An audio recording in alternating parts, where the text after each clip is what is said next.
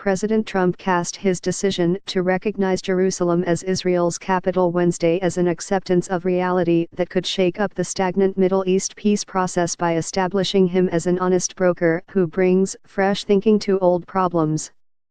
But even as Trump sought to convince Middle East partners that the move would not derail his commitment to peace, his remarks at the White House revealed an important subtext that helps explain why the president was willing to buck warnings from U.S. allies and take a risk over the contested Holy City. While previous presidents have made this a major campaign promise, they failed to deliver, Trump said in a midday speech in the diplomatic reception room. "Today, I am delivering." As Trump nears the end of his first year in office, his eagerness to show progress on his agenda extends beyond his push to secure a tax bill on Capitol Hill this month. He heralded his pronouncement on Jerusalem as a long overdue step and suggested his predecessors might have lacked courage to make such a decision. Yet in ordering the State Department to begin planning to move the embassy from Tel Aviv to Jerusalem over the next several years, Trump risked inflaming tensions in the region and making it more difficult to forge what he once called the ultimate deal to bring peace between Israelis and Palestinians. In Jerusalem, Trump's speech sparked scenes of joy, outrage. A White House team led by senior advisor Jared Kushner, Trump's son-in-law, continues to work on a peace plan that is expected to be unveiled next year. But despite concerns from some top aides, Trump chose to isolate the United States from much of the international community on another high-stakes diplomatic issue.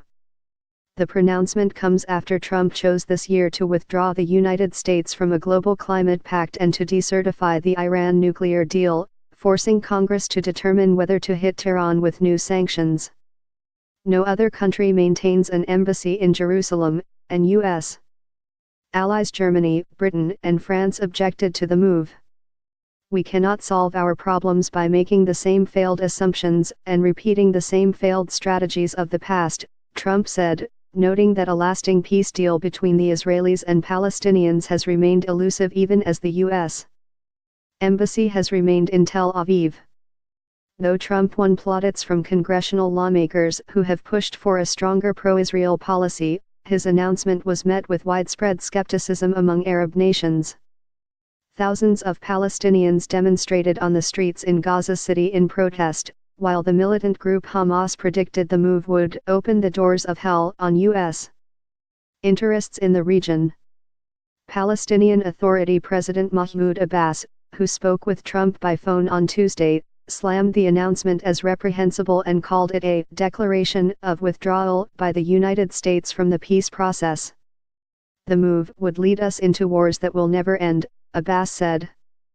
In Brussels, international officials chided Secretary of State Rex Tillerson during a NATO gathering.